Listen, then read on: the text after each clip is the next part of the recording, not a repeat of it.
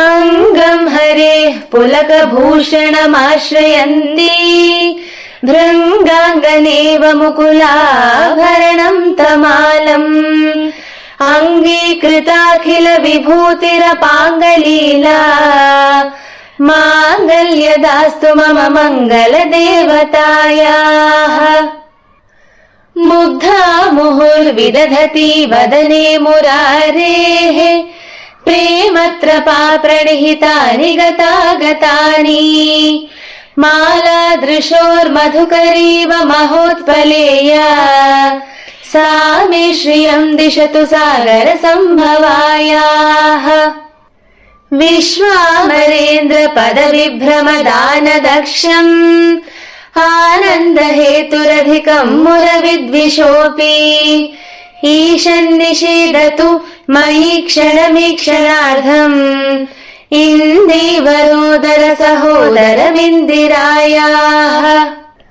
आमीलिताक्षमधिगम्य मुदा मुकुन्दम् आनन्दकन्दमनिमेषमनङ्गतन्त्रम् आकेकरस्थितकनीनिकपक्ष्मनेत्रम् भूत्यै भवेन्मम भुजङ्गशयाङ्गनायाः।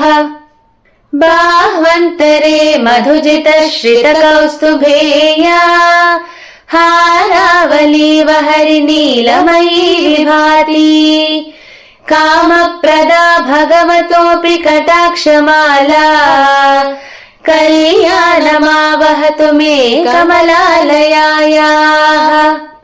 कालाम्बुदालि ललितोरसि कैटभारेः धाराधरे स्फुरति या तटिदङ्गनेव मातुः समस्त जगतां महनीयमूर्तिः भद्राणि मे दिशतु भार्गवनन्दनायाः।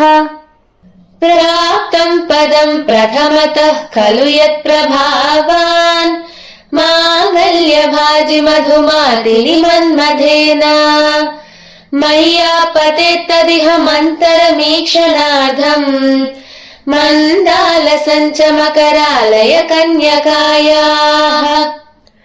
दद्यादयानुपवनो द्रविणाम्बुधाराम् अस्मिन्न किञ्चन विहङ्गशिशौ विषण्णे दुष्कर्म घर्ममपनीय चिराय दूरम् नारायण प्रणयिनी नयनाम्बुवाहः।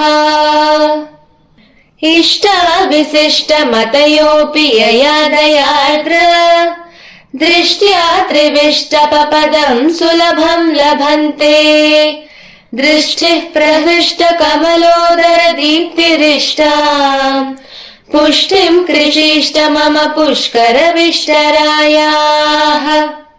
गीर्देवतेति गरुडध्वज सुन्दरीति शाकम्भरीति शशिशेखरवल्लभेति सृष्टिस्थितिप्रलयकेलिषु संस्थितायै तस्यै नमस्त्रिभुवनैकगुरोस्तरुण्यै।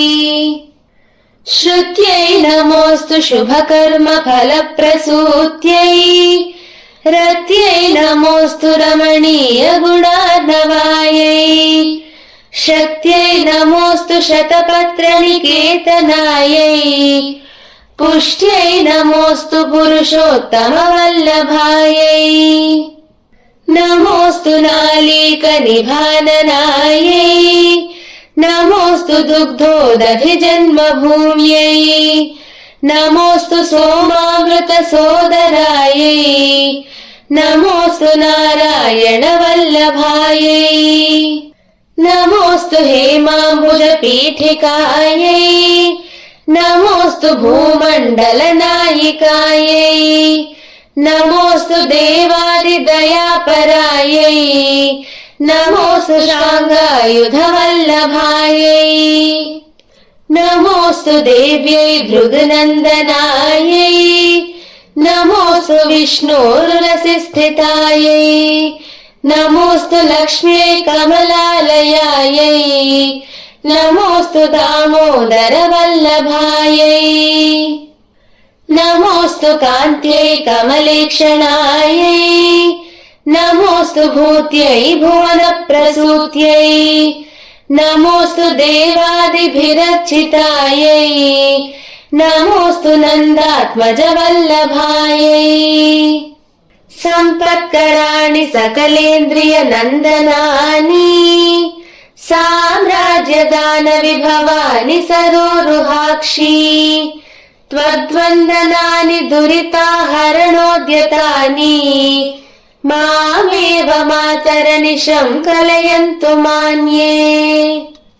यत्कटाक्षसमुपासना विधिः सेवकस्य सकलार्धसम्पदः सन्तनोति वचनाङ्गमानसैः त्वां मुरारिहृदयेश्वरीं भजे सरसिजनिलये सरोजहस्ते धवलतमांशुकगन्धमाल्यशोभे भगवति हरिवल्लभे मनोज्ञे त्रिभुवनभूतिकरि प्रसीद मह्यम् दिग्गस्तिभिः कनककुम्भमुखावसृष्टा स्वर्वाहिनी विमलचारुजलप्लुताङ्गी प्रातर्नमामि जगतां जननीमशेष लोकाधिनाथ गृहिणीममृताभिपुत्रीम् कमले कमलाक्ष वल्लभे त्वम् करुणापूरतरङ्गितैरपाङ्गैः अवलोकय मामकिञ्चनानाम् प्रथमं पात्रमकृत्रिमं दयायाः बिल्वाटवी मध्यलसत्सरोजे सहस्रपत्रे सुखसन्निविष्टाम् अष्टापदाम्भोरुह पाणिपद्माम् सुवर्णवर्णां प्रणमामि लक्ष्मीम् कमलासन पाणिना ललाटे लिखितामक्षरपङ्क्तिमस्य जन्तोः परिमार्जय मातरङ्घ्रिणाते धनिकद्वारनिवास दुःखदोग्ध्रीम्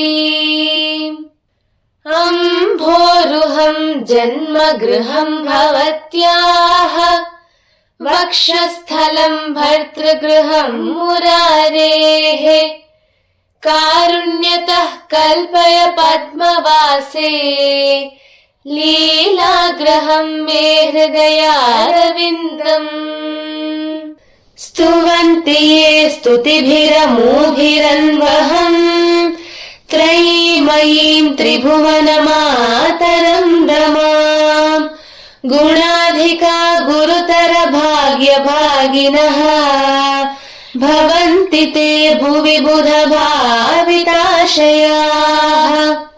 सुवर्णधारस्तोत्रम् यच्छङ्कराचार्य निर्मितम् त्रिसन्ध्यं यः पठेन्नित्यम् स कुबेर समो भवेत्।